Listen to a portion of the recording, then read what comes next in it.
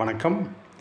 இன்றைய பதிவில் ஒரு நண்பர் என்னிடம் கேட்டார், சார் எனக்கு 60 வயது ஆகிறது, எனக்கு ஒரு சந்தேகம். சிலை வடிவ வழிபாடு நல்லதா?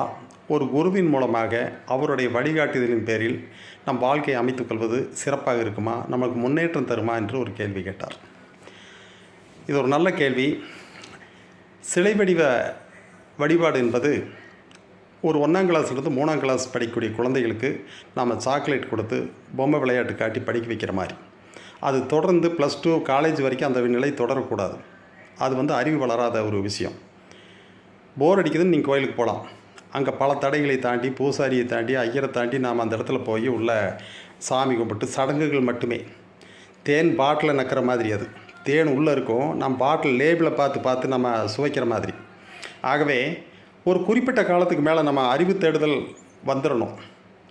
கடவுள்னா என்ன அப்படிங்கிற ஒரு கடவுளே அறிவினுடைய வடிவமாக தான் இருக்கார். நல்லது எது கெட்டது எதுன்னு அந்த பகுத்தறிவின் மூலமாக, பகுத்தறிவுன்னா கடவுள் இல்லைன்னு மறுப்ப சொல்ல, நல்லது எது கெட்டது எது அப்படின்னு சொல்லி தெரிஞ்சக்கூடிய நம்மளே ஆராய்ச்சி செய்யணும். பக்தி, தியானம், யோகா இந்த மாதிரி வீட்டுக்குள்ளேயே செய்யணும். சரி, பரவாயில்ல, ஒரு குருவின் மூலமாக நம்மளுடைய ஆராய்ச்சியை தொடரலாம் அப்படின்னு சொன்னால் நல்ல குரு கிடைக்கிறது இன்றைக்கி அரிது. ருத்ராட்சி கொட்டை போட்ட குரு வருவார், காவி போட்ட குரு வருவார், கார்ப்பரேட் குரு வருவார், விஐபிகளோடு மட்டும் ஃபோட்டோ எடுத்து இன்டர்வியூ கொடுக்கக்கூடிய ஒரு குரு வருவார். நம்ம மாதிரி ஏழை எளியவங்களுக்கு அவங்களுடைய தரிசனம் கெட்டாது. கிட்டத்தட்ட பணம் மட்டும் கொடுத்துக்கணும், ரொம்ப லாங்காக நின்று நம்ம தரிசனம் பண்ணிட்டு வரணும். அது ஒரு போலித்தன்மை கொடுக்கக்கூடியதான்.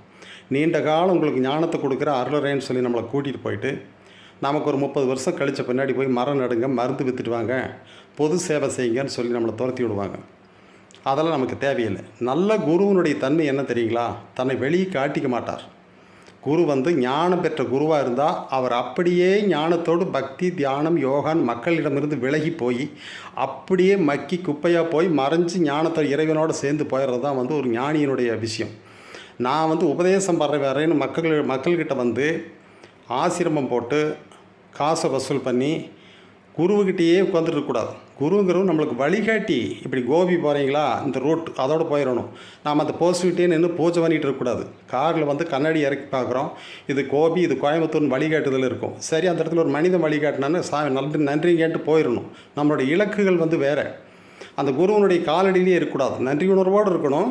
அதுக்கு இந்த இடத்துல வழிகாட்டினாரே அப்படின்னு சொல்லிட்டு நம்மளுடைய இலக்குகள் அதல்ல, இறைவன் அடையக்கூடியது.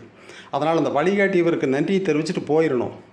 நல்ல குரு உங்கள் ஜாதகத்தில் நல்ல நிலையில் 1, 5, 7, 9, 12 கேது இருந்தால் உங்களுக்கு நல்ல